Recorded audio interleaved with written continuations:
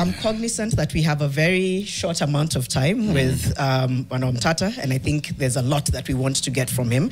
But first, I'll go into today's Who Said That. This person was the 44th president of the United States, the first president of his kind from the US.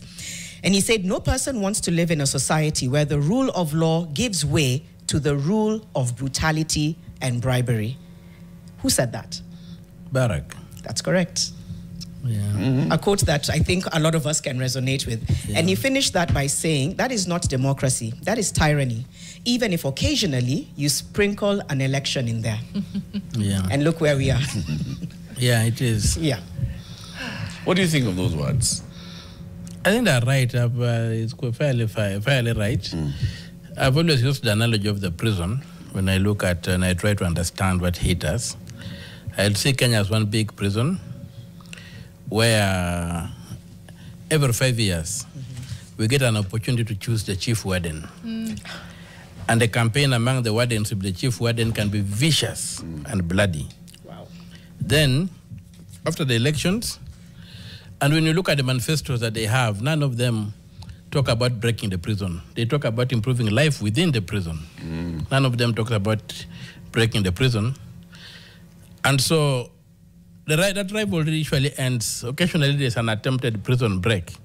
There's an attempted jail break like the Gen Zs did the other day. Then you'll see these vulture politicians circling around like they're circling around their prey. They go back like the hunting dogs, not the way they spread out. Yep. It's no longer a matter of who is king. And they become equal, and they said it doesn't matter who among us is a chief warden, but we must make sure the prison does not collapse. There should be no jailbreak. That's what is happening in this country. Some of us have been planning and trying to organize a jailbreak, and we continue organizing jailbreaks because we want that prison to go. And basically that's what Barack is speaking to. Do you find that some of the prisoners, or a majority of the prisoners, are actually okay? Yes, usually when people feel helpless. Today I was just reading some article. There was this case whereby a leopard was chasing a dog. So it was just when it was about to get hold of the dog jumped through a window into a toilet. The leopard followed. But what happened is that the toilet had been locked from the other side. None of them could escape. So instead of the leopard going to chew the dog, the leopard retreated into a corner, and the dog remained shivering in the corner there. Now that thing shocked was in India. Now the experts have come and said that the biggest thing to a wild animal is freedom. The moment the leopard realized he could not get out, it was done. Wow. So many people have come to that realization that now that they cannot get out, the best they can do is to see how they can improve their life within the prison, be obedient to the prisoners, to the wardens, try to create friendships with the wardens so they can get some favors here and there. And you see when the president moves around, he moves around with a bag of goodies. There you do kids, give some peramenta here and there. So he doesn't follow the budget. He moves around with goodies. So the president now becomes a source of goodies. And that's what damages parliament, damages the judiciary, damages everything. So the president becomes the imperial, the emperor within that environment. So Kenyans have lost that they've got, many Kenyans feel that they have no way out of the prison. So why bang your head against the wall? So they basically have given Make lemonade. Yeah. There's a sense of helplessness. Yeah, they make lemonade, you have a lemon. I know that you've also talked about your own. You talked about an exploratory platform and talking about those ambitions. I'd love to get there. I'm curious to hear from you.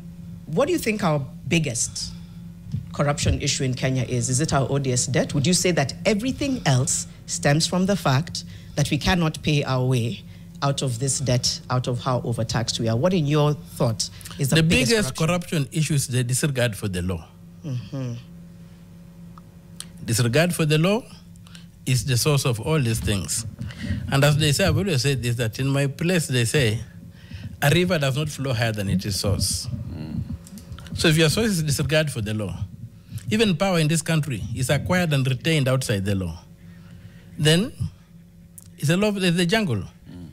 So the foreign debt, all these things are just symptoms of disregard for the law. What we need to fix is fidelity to the law. Make nobody above the law. No brute, No saint should be above the law. Right. All should be under the law. And that's where we have to get. You've been known as being very litigious. People like to use that word. But the why may not be very well understood. Why is Okiya Omtatah in court challenging whether it's government, whether it's private sector, telcos, whomever? Why the court route? One, I've got very big faith in the law because even if you look at God on Creation Day, he gave Adam and Eve the law to govern them. And the day they broke the law, they lost paradise.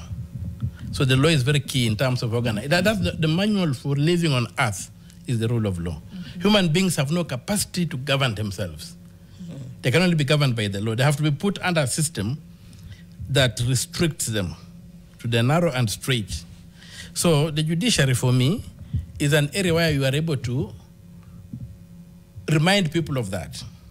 And when you get a court order, it's a court order. It has declared, it has realized this. And also sometimes when you go to court, people think that winning is having a judgment in your favor. Sometimes you win even by not winning. Because the court will clarify the issues. That's what we should look for. And that's why I've always gone to the courts. The courts for me remain, I think, the only Republican institution today, and with some kind of republicanism. That is a republic, that is public service, that is the law, that all are equal before the law. You get that largely in court. You'll find out here, even though I've come here, when people saw me, everybody was being frisked. When they saw me, they saluted me and said, "Go to out of if I was carrying a bomb in my bag." You see? Unauza sura. Unauza sura. So that's where we are today with our issues. So for me, the question, and even if you look at the country, this country began off like a company. That's what we forget. Kenya began off like a private company. It was called East African what? Trading Imperial British East African. No, that was also Nigeria, but something similar for Kenya. Yeah, there was that thing there. So it began off as a company. And then the infrastructure that was developed was to facilitate that company to make profit. And the economy we have today remains that. What do you call Kenyan economy? Kenyan economy? It's the Uganda Railway. You see? Where the railway passed. That's where you look at all these towns. That's what Kenya is. The further you go away from the railway, the more remote you get, the country gets from the Kenyan. But in some parts of Kenya, they will tell you, "Umetoka Kenya." Yeah. You see? Many parts. So those are the things that we need to look at. And I think President Kibaki had tried to crack it when he said we do the LAPSET to create another corridor to expand the economy of this country because we're largely a service economy. But when the Jubilee fellows came in, I think they saw there was no money to be made at a personal level. So they went for the SGR. Not realizing that the SGR, this artery, was facing very heavy competition from Tanzania, from other places. Although we are still dominant, but if you look at the physical features, when you get from, as you come from Mombasa, you come up a hill, you go through the Rift Valley, there's all that hills, you go to Uganda, it's even worse. That route is very difficult to navigate. Now when you go to Tanzania, going to the Great Lakes, it's a flat plain. So Kibaki was trying to give us a new lifeline through the LAPSET. We threw it away when we changed the government. And we came back here and then again built the SGR, which you see that is really may not do as much as the tracks, which were, if we had dualed maybe the Mombasa-Malaba highway, maybe it would have done a better job. So we must realize that we have not had a chance to think seriously about this economy, to think seriously about making our people rich. You have had the president go around, and I even had the prime minister, former prime minister, at the funeral of Senator Monteith's husband on Saturday, trying to justify why he got into this illegal arrangement. And he says that, the country was tottering. I had to get in and stabilize this and whatever. The president goes around saying, I'm uniting people, I'm uniting people. Uniting people? Which people are you uniting? Which Kenyan is against which one? And me, when I look back, there was an encyclical. An encyclical is usually a meditation or a letter that the Pope releases. In 1969, Pope Paul VI released an encyclical called Populatio Progresso, the progression of the people. And he said the new name of peace is development. Develop the people, make them rich, and you don't have anything. You'll have peace. You'll have peace. Look at what we are having today. Poverty is driving all the crimes you are seeing. So we must go back and say, nothing else matters but the Kenyan economy. Can we fix the economy? What do we need to do to move our GDP per capita from 1,900 USD to 30,000 USD? Do that, nobody will say another on Saluo. And there'll be peace. Do that, nobody will say another on Kikuyu. Do that, nobody will talk about 1 man, 1 shilling. Because all these things that we call tribal, whatever, is an attempt to exclude others so that the small thing you have can go around. Can only remain to be yours. Can only remain to be yours. Senator, we'll take a break and come back and continue this conversation. Of course, we'd like to hear more about your thoughts on this deal between President Ruto and former Prime Minister Raila Odinga and others. Senator Okiya Omtatah is our guest. He's the senator from Busia. Senator from Busia County. We are live on NTV and Nation FM and on all our social media platforms. Keep it here. We'll be back shortly. 7:30. We're with Senator Okiya, who I know has thoughts on this as well, for sure.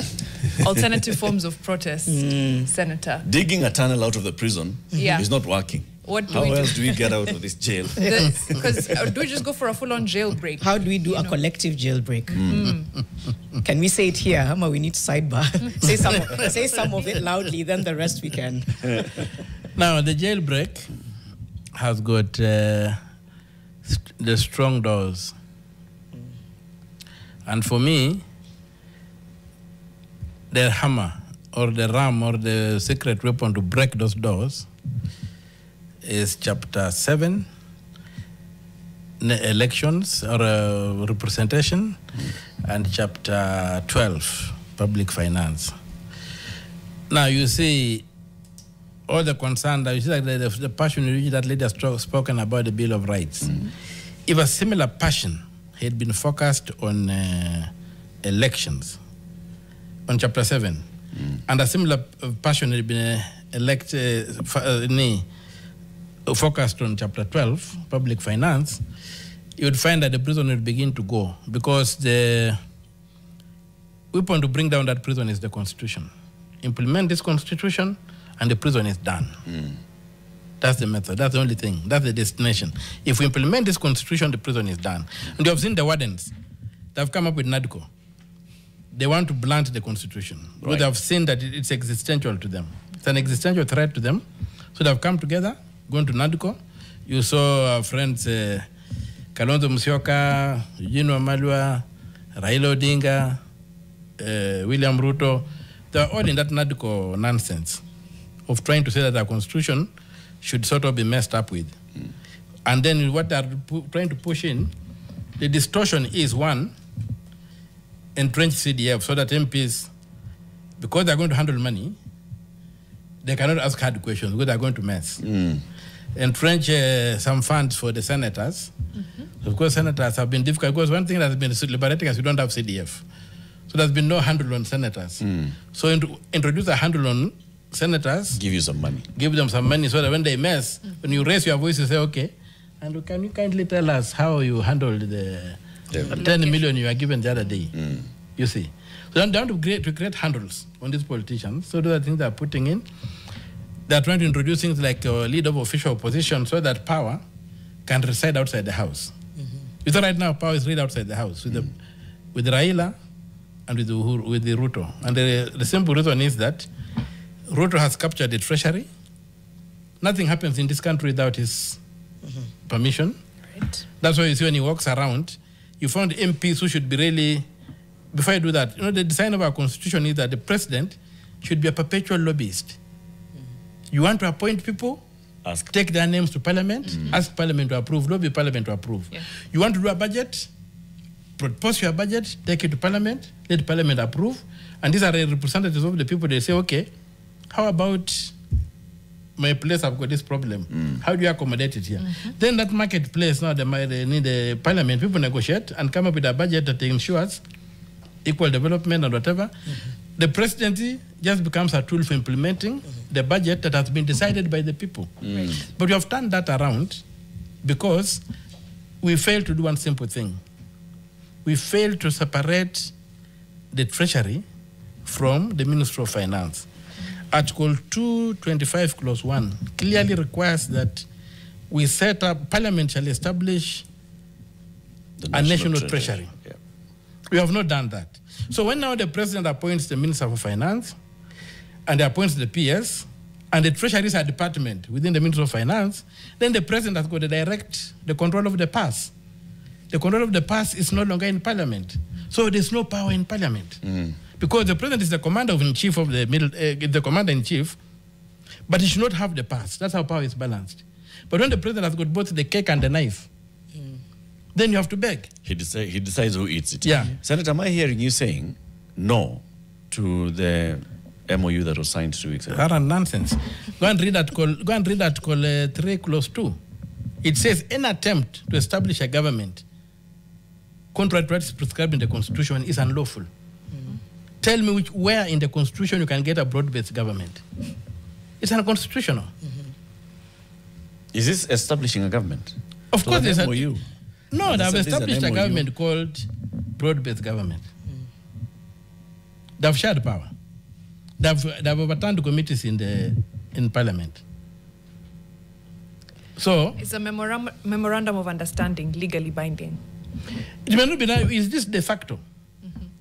I told you it may not be lawful, but de facto it's like a military coup. They have staged a civilian coup against the Constitution of Kenya. That's what they have done. Mr. Raila Odinga and Mr. Ruto have staged a civilian coup against the Constitution of Kenya. There was nothing that could stop Parliament from checking the president, other than the fact that Parliament has not taken away the purse from the president. If Parliament took control of the purse and the president remained with a knife, we'd have sober debate in this country. But nothing in this MOU takes the power from Parliament. Nothing in the MOU says that now Parliament shall be controlled by the president or by the leader of ODM. It may not say that. It may not say that. It may not say that. But why should there be an MOU when you have got Parliament? Donated power is exercised through Parliament. KICC is not Parliament. That's the coup. That power is being handled outside the structures of power. When the people elected, they elected people to go to Parliament and people to go to State House. So we are where we are. How do you fix it? The MOU has been signed. It was public. The two gentlemen are now operating as brothers. Yes. Seeing their followers in Parliament doing it. How do we fix it? We move ahead and implement the Constitution. And among the things we are doing is to organize, to make sure that you have enough voters. Number two, you heard what Nani said the other day at the funeral of SK Macharia, what he said. And the wife was trying to step on his leg and he was saying, please, let me just get it off my chest. Yeah. When he said I even participated in altering of figures, that happens in Bomas. What does the Constitution say? And where more than one candidate is cleared, that's Article 138, Clause 2. Where more than one candidate is cleared to run for an election of president, an election shall take place in each constituency. Mambo ya Bomas we don't want. We want the results to be finished in the constituency. We know Madara ni he, we know Muvita ni he, we know whatever is this. Then even you people in the media, with the capacity to have reporters everywhere, you can get the results and announce them. It happened in America. Do we have, so does that mean no tallying center, no national tallying center? No national tallying center. You know what the Americans did? You can have what the Americans did. Bombers should be like what the Americans did. By on 6th of November, we knew who had won. But they came until January 6th. That's when they did the formality of saying, okay, now we're endorsing you. That thing in Bomas should not be a tallying center. Right. That's why the wording in Article 10, Article 138.10 is declaration. You will declare the results. The wording in Article 86, clauses 2, clauses B and C, is announce, tally and announce. What's an announcement? It's a declaration. It's a pronouncement of a finding. A finding. You don't make a finding in Bomas. Right. You only formalize. That's why the chairman of ABC is supposed just to declare. But this idea that results from polling stations have to be taken to Bomas, transmission, whatever, is not there. We have only a returning officer in the presiding officer in the polling station, the tallies, gives the returning officer the constituency, who then announces the results of all the bodies. Now, for the county seats, you have a center whereby a declaration of who won the Senate, who won whatever is made. For the presidency, it's the same. Yeah. But you need to have 290 results. Yeah. That have been there. Then you cannot tabulate and say it was 50% plus one achieved. Yes. Was at least 24 counties achieved? Yes. Then you say, okay, this election has gone. If even of the answers to any of the two is no, there's a runoff. Senator, we're here where we are. Like Eric said, they've signed their broad-based, whatever. They will be in cahoots, in bed with each other up until 2027 or until it's no longer politically expedient, right? How do we ensure now these things that you're talking about happen, whether it's... No, we are not going to be drawn into that. Our formula is to get the young people to register as voters. And the other day we formed young people. You know, last time when they were running, they were saying, you are tribeless, you are leaderless, you are partyless. Then at one point, now the second phase was, who are we? So they've come up with something called Identity Yetu. Okay. Now, the Gen Z. Now, Identity Yetu is a campaign now to get themselves registered. And the importance of the Identity Yetu is anchored in Article 1, which says, we the people. Yeah. We the people is not anybody. We the people is somebody with a voting card. That's why we say, we the people have given ourselves this constitution. How did you do it? Referendum. We the people can delegate power. How do you delegate power? Vote. We the people can change the constitution, either through parliament or directly through a referendum. Who are those? Voters. Okay? So the Gen Z now want to become we the people. And I've formed this Identity Yetu, and I've moved around, and they reached some of us, we had mobilized, and we went to the Registrar of Persons, and said, now, because you are charging 300 shillings, we want to begin a campaign to lobby Kenyans to sponsor Gen Z to register. And give us, when we worked out everything, they said, okay, the best is we have got e-citizen. All you do, set up a call center, whereby when somebody comes to register, our clerks will prime that call center. We'll enter the PIN. Whatever they do, then you get, they need to pay from Safaricom. On e-citizen, we'll prompt it on e-citizen, then you pay. Then circulate those numbers. So you've done that, and when we were just about to take off, the president pulled the first one on us. He said he has now abolished, which is a good thing, because now we save that money to put that money in the real fight of getting the Gen Z and other Kenyans to become the people. Right. People started registering with this identity angle. Yeah, we are launching it soon. The young people are launching it soon. I'm just part of the main people are helping them think through and clarify things. But I'm sure that they've already acquired quite some resources to be able to roll out. And they're going to go to each ward, 1,450 wards in Kenya. Right. Put up shop, a camp there, and mobilize their fellow Gen Z to register. So Identity Yetu is coming. And that's how we are not going to be drawn away to begin following MOUs that are bridges to the past. You know, she asked up, I think the reason why... I didn't understand it. No, you did. I just think it's easy to say we don't want to get drawn in, but in reality, it's an everyday thing, right? So the MOU has happened, like, you know, Eric and Mariam have said, and every day there seems to be a new barrier, a new pushback against and an infringement on our agency and our ability to exercise our freedom of expression. How do we navigate that, even as we continue to mobilize? As you saw that lady say new forms of protest. Yes. That's exactly what I'm telling you. Me, I grew up on I don't know if you grew up, you have ever been on a farm and seen a sheep fighting, the rams. When you see a ram retreating, if you've ever been on a farm and you see a ram retreating, don't think it's running away from you. Take off. It's mobilizing. When it comes. It's making a plan. Yes. Yeah. So those new forms of protest that lady spoke of, that's why the Gen Z have reached and said, okay, there's no point throwing ourselves on this armor thing. Eh? You have seen what is happening in Ukraine. Why don't we just use a drone and take out this tank? Yeah, so they're going to have a lot of drones flying. And now the Gen Z have understood the meaning of we the people as being people who have got a vote.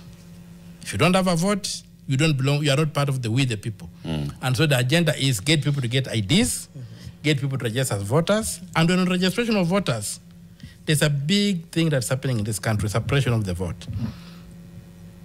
Towards the last elections, the continuous voter registration is a constitutional requirement. And after it was put in place, usually constituency returning officers were usually hired at election time. But today they are permanent. Each one earning more than 200,000 shillings. The reason they are permanent and pensionable is for purposes of continuous registration. Now, toward the end of the last election, Mr. Chebukati did something that was unconstitutional. He published a gazette notice suspending the continuous registration by 3 months. More than 3 months. It came to up to March 2023. So that for purpose of the elections and what have you. Now, that thing has expired. There's nothing stopping the Secretariat from continuing to register. Registration of voters does not require commissioners to be in office. So one of the things we are going to do now is to ram and demand that reopen the registration of voters or sack these guys who are earning over 200,000 shillings and not registering a single person since before the last elections. So those are among the things we want to push and see that we get this country organized that way. But I'm assuring you the jailbreak is loading. The ram has retreated. The ram has retreated. And it's coming. And it's coming, and we have got the constitution as the bullet. Is this ram that, from your side, informed by findings of the exploratory committee that you established in November? There's a lot of finding of that. What have they told you so far, the people that you sent around the country? Well, there are many issues like they range from mining. They go to agriculture. You see, like, they go to things like macadamia, and what people are saying, okay, if the government, from macadamia, if the government wants to keep macadamia in Kenya, me, I'm a peasant farmer. I've grown my macadamia. I know what the world market is, okay? If the government does not want me to sell to the world market, why can't the government buy this macadamia from me at the world market rates and then use it, give that macadamia to these private millers to mill it locally, because the government is saying that when there is made locally, it creates jobs. Okay. Now, these people are saying, me, I'm a private investor. Kenya is a capitalist state. I have property rights. Article 40 is very clear. If there's a public purpose, like you want to build a road and have to go through your land, I compensate you for the land. Sorry to interrupt. I want to get more into the findings of the committee because we're very short on time. Yeah. So that's one example. Of course, what other findings have they come up with that? Well, on mining, there's been a lot of issues in minerals. There are a lot of minerals around the country that need to be harmonized. They've got issues of manufacturing, comparative advantages of reasons, and tying to markets. Go to the pastoralist areas. They're crying, why can't the state help us harness the markets that are available around us? Yeah. So there's been a lot of that. And in every area, the issue is economic. And we have also a team that is working on the budgets. We are looking at, is it possible to achieve these things within the kind of money we raise? And we are finding it's very possible if we just deal with it. These people are stealing this money. People are stealing money from the public coffers. Right. So you find that the money is there, the opportunities are there, But the political will is not there, and most of it has been captured by market forces. So one of the things we need to do is to restore political action and try to contain market forces. An example is roads. Today in Kenya, you cannot build a road at cost. We destroyed the Ministry of Works. We put up Kera, Kura, Kena. Combined, they don't own a wheelbarrow. They just process tenders. Our engineers are idle.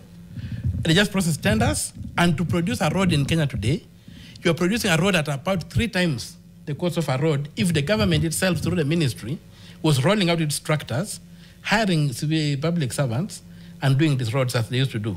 Go to medicine. I think, Latif, maybe I can see you have some gray. I don't know if you're old enough, or that gray is here, Masalun. When we were growing up, we had universal health care. You could walk into a clinic, be treated, but the important thing was, medicine was there. Why? Because a Panadol from the government was branded GOK. Yep. You could not take it and sell on the private market. They removed that branding. That's why now government stores cannot stay in government hospitals. They are stolen and taken to private pharmacies. We need to do a simple intervention like that. Instead of saying we are developing software, this thing called SHIFSHA at 104 billion to track tablets, just brand the tablet at supply. So this is what the team has told you. Have they told you that the people are willing to consider you? Yeah, they've told me that they're getting about 70% approvals or whatever. Right. Let me When Baringo, they even composed big songs and they short songs for me and said, now, if you retreat, you are our enemy. So even areas where we thought maybe there would be no traction, we are getting traction. Okay. Let's fast forward. It's 2027. We have Okiya the 6th. Okiya the 6th is still surrounded by all... the swamp. The swamp is still the swamp. The other monkeys. Yeah, the other monkeys. How does he make it work? Good one. There's just one bullet. Take the treasury away from politicians. Institute the treasury like the Central Bank. Set up the national treasurer. To the point whereby if Ruto is broke as he's the president now, he gets broke and says, he calls me and says, Okiya, Roshaka 50, he survive. No, it doesn't call the PS treasury. That's where we are supposed to be. The biggest swamp is the failure to control public finances. If we fix public finances, Parliament will restore its power as the most powerful organ in the country. The president will come back to be a lobbyist, and MPs will not bow before the president. They will go to Parliament and say, okay, the budget is coming. I need a bridge in my place. Can I make sure the bridge is in the budget? So we restore power of representation. Very well said by somebody who is not president.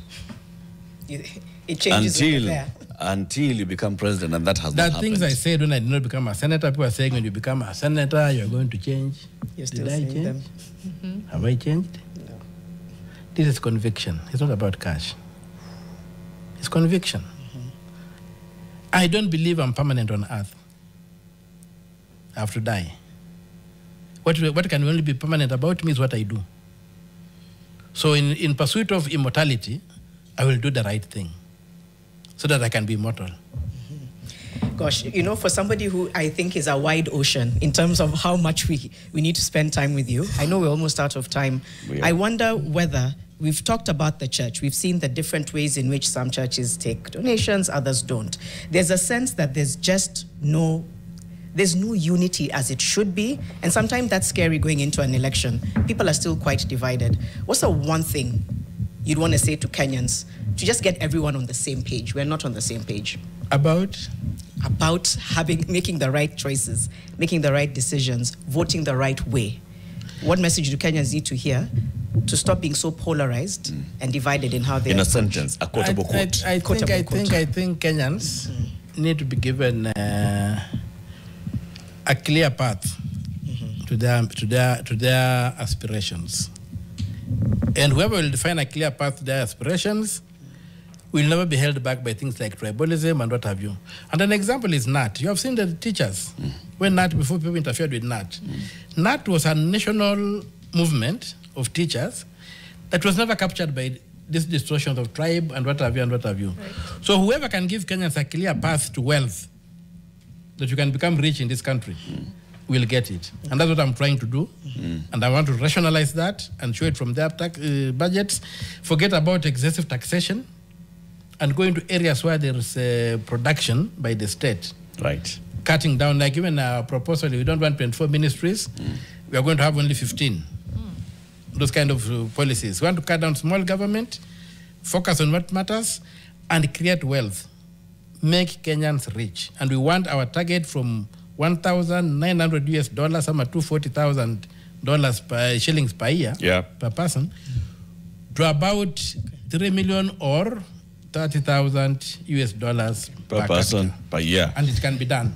Senator, we'll invite you again so that you can come, and our conversation at that point will be imagining Kenya in 2028 from your vision. Senator Okiya Omtatah, Senator from Busia County, has been our guest.